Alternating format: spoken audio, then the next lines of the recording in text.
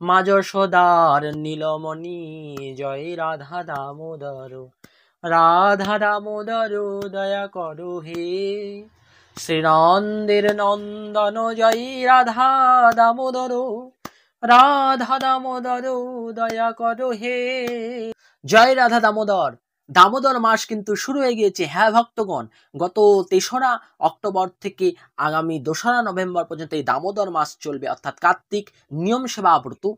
তাই এই দামোদর মাসে কিন্তু আপনারা প্রত্যেক দিন তো দামোদর ভগবানের উদ্দেশ্যে আশা করি তুলসী কাষ্ঠ দ্বারা দীপদান করছেন, কিন্তু মনে রাখবেন দামোদর ভগবানের কিন্তু অষ্টকম রয়েছে, দামোদর অষ্টকম, সেটা পাঠ করবেন। আর সাথে কিন্তু দামোদর ভগবানের এই কীর্তনটিও গাইবেন, যে কীর্তনটি আমি আপনাদের সামনে এখন তুলে ধরবো। তো অবশ্যই এই কীর্তনটা, এই ভজনটা আপনারা শুনে শুনে অথবা লিখে নিয়ে দেখে দেখে আপনারা প্রত্যেকদিন দামোদর ভগবানের উদ্দেশ্যে সকালে হোক, দুপুরে হোক, সন্ধে হোক বা রাত্রে হোক, যে কোনো সময় হোক একটিবার হলেও আপনারা কিন্তু পাঠ করবেন। তো চলুন আর দেরি না করি আমরা সেই ভজন কীর্তনে প্রবেশ করি। জয় রাধা দামোদর, জয় রাধা দামোদর, জয় রাধা দামোদর দয়া করো হে। কার্তিকের অধিদেব জয় রাধা দামোদর, রাধা দামোদর দয়া করো হে। মা যশোদার নীলমণি জয় রাধা দামোদর, রাধা দামোদর দয়া করো হে। শ্রীনন্দের নন্দন জয় রাধা দামোদর, রাধা দামোদর দয়া করো হে। উদুখলে বন্ধন জয় রাধা দামোদর, রাধা দামোদর দয়া করো হে।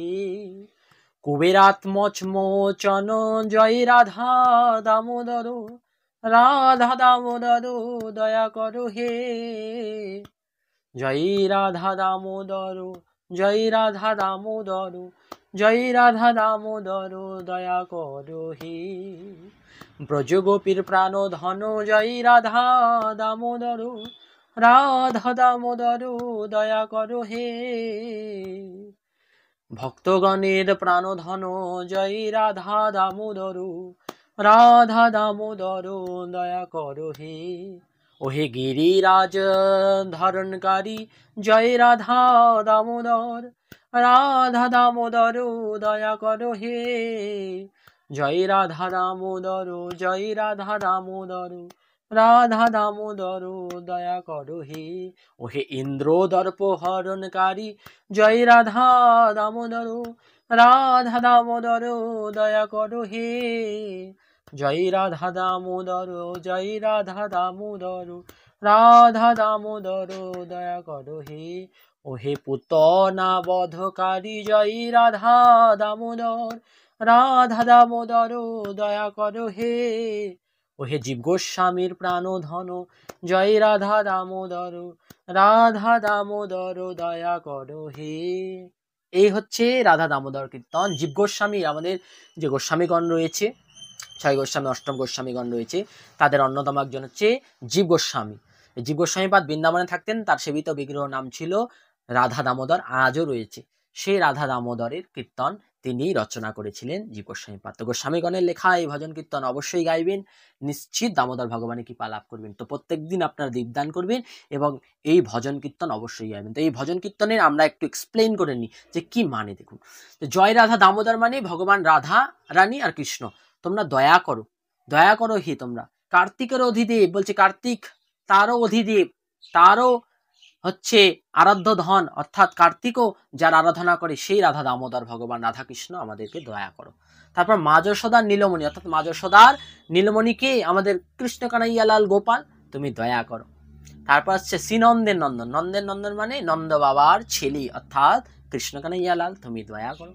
তারপর কি আসছে, উদুখলে বন্ধন, মা যশোমতী মাঝে এই যে উদুখলে বন্ধন করলেন দামোদর, তুমি দয়া করো। এটা তো ভগবানের লীলা, তিনি ভক্তকে উদ্ধার করার জন্য এই দামোদর লীলা করেছিলেন কৃষ্ণ কানাইয়ালাল। তারপর বলছে কুবের আত্মচমোচন, কুবের আত্মজ মানে কুবেরের 2 ছেলে ছিল, নলকুবের আর মণিগ্রীব।